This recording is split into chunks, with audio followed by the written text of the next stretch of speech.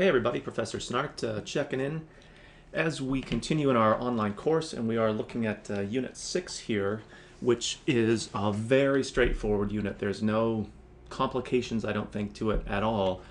But having said that, it's actually one of the most important things that we cover, and you'll notice that we are right at the point here where we're sort of filling in the last piece before we put it all together in our first essay. So we're looking at locating secondary sources. So I think I've mentioned before, but I'll reiterate here, English 1102 is often referred to as the research course.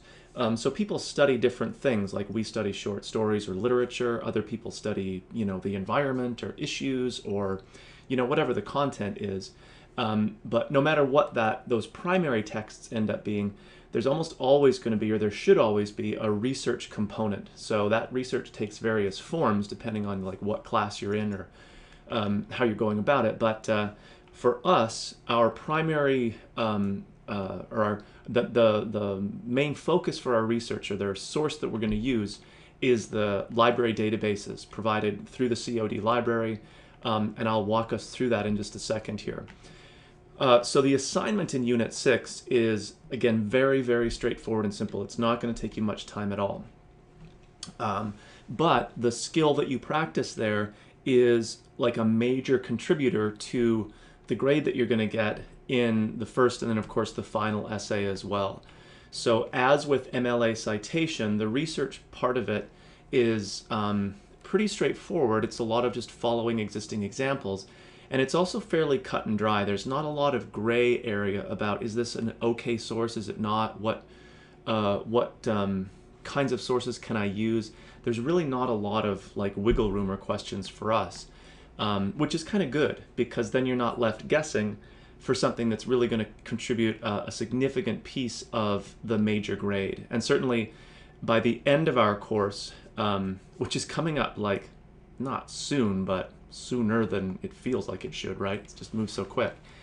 The research component, whether it's MLA citation, doing a work cited correctly, or finding and using appropriate secondary sources, which is what we're covering here in Unit 6, that's a significant part of your grade. So if you still have problems with that at the end of our course, again, it's just one of those skills you really have to have in place. But like I said, the good news is there's really no mystery to it. There's lots of examples to follow. I'm walking you through it here. The unit itself walks us through. So you're not left on your own to kind of just guess and figure it out. It's sort of a black and white, right or wrong situation. Okay, so here we are in Unit 6. You'll notice that there's a little midterm survey. It's just sort of asking how things are going so far. I don't think we're quite at midterm officially of our 8-week term, of course, but it sort of fits nicely here. I don't want it getting in the way of the essay that you'll be working on in Unit 7. So it comes a little bit before midterm, but not much, honestly. We're actually moving quite quickly here. It's anonymous, it's ungraded. It's just to get a sense of, what you like about the course and things you might like to improve. I only ask that you be realistic. Like, I've had people say, I wish there were more face-to-face meetings. Okay, but that ain't gonna happen. And I do like to hear about the positive things. Not only just do I like to hear that, but it's good to know what does work for students, so I can make sure I do that, or even more of that, in maybe later units that we've got, or certainly future classes. Okay, so our main objective here is just to learn about locating secondary sources. We're going to read a couple more short stories, which is good because then you have a whole set to choose from as you're writing your first essay. It's good to have like lots of options in there.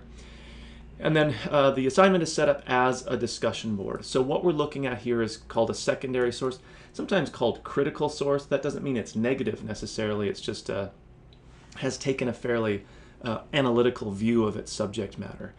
So the rule for us, and this is like the thing that you've got to learn, is that sources have to be relevant and appropriate.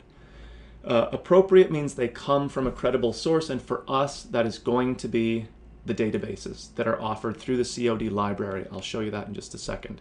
But it's also mentioned here in the unit, so again, you're getting it kind of both ways. We're not just using the web, we're not using Wikipedia, you're not Googling things. even if you go to a credible website like the New York Times or something like that, you're not going through the research process, which is really what we need to practice here. So in some ways, doing research is less about what you find and more about the process, right? Showing me that you can go through the steps to do scholarly academic style research. So that's the appropriate part, right? It comes from this source, one of the databases. The relevant part means that the source that you find is a direct discussion of the primary text that you're writing about. So you cannot write an essay about, let's say, boys and girls, the story we read for Unit 5, and think, well, one of the major themes is sort of like child development. So I'll use a little piece from my psychology textbook that talks about child development.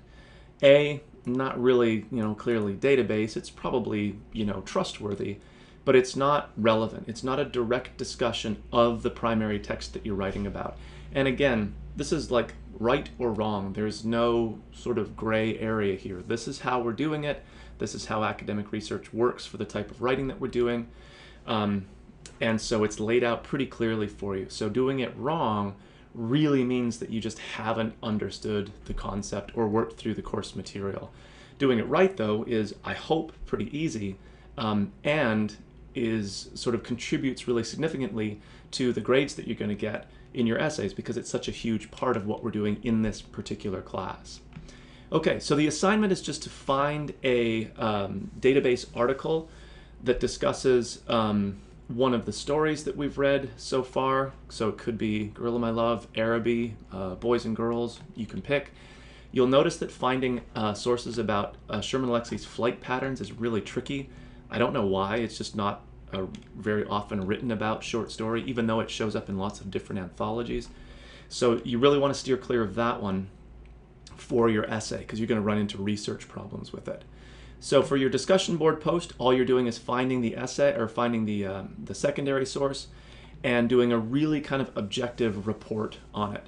Tell us the title of it, the database it came from, the name of the author of that source, not the short story that it's about, but the author of that source. Hopefully an author's provided, sometimes not, honestly. They just sort of have this corporate authorship.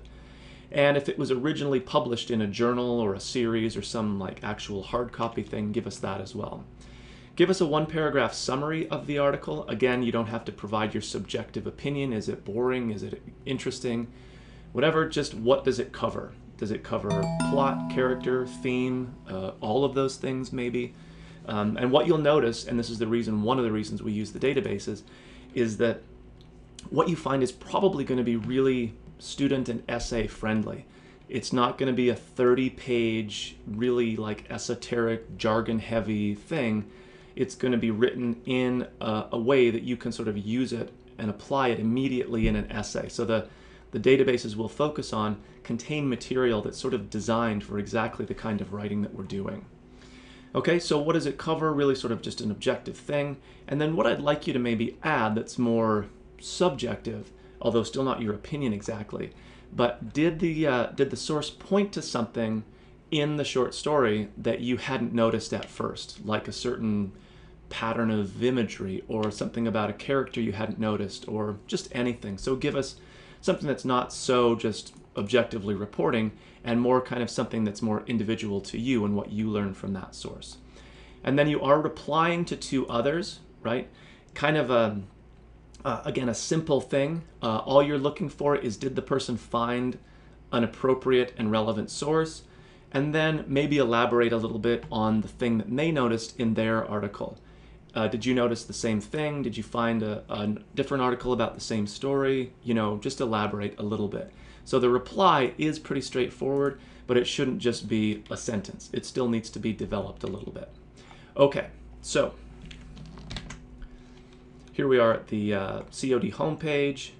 I'm going to find my way to the library. We'll look at the databases tab. And then you'll see that we subscribe as a school to lots and lots of different databases or collections of scholarly material, some in the sciences, technology areas. We're interested under humanities in literature, not surprisingly.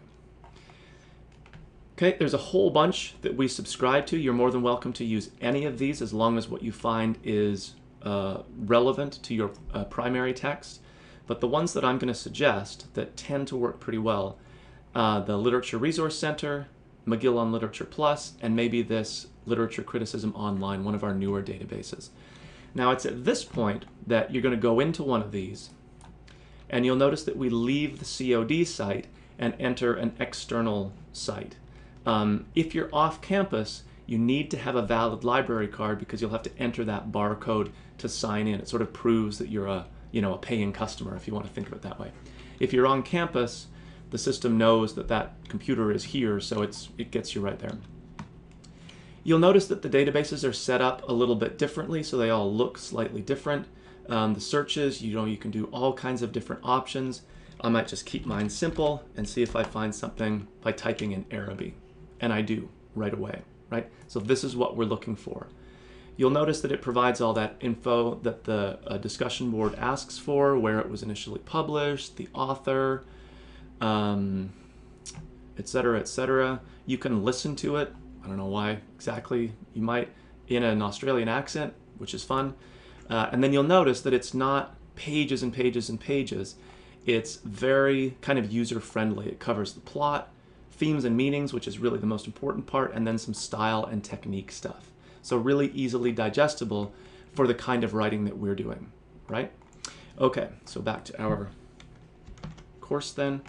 So a fairly simple assignment, but really, really fundamental to what we're doing in 1102, the research course. And then, of course, once we turn around from Unit 6, we get into our first essay assignment, where we're really starting to put all the pieces together that we've worked through in the previous units. All right? So as always, if you have questions or concerns, be in touch with me, and I will talk with everybody soon.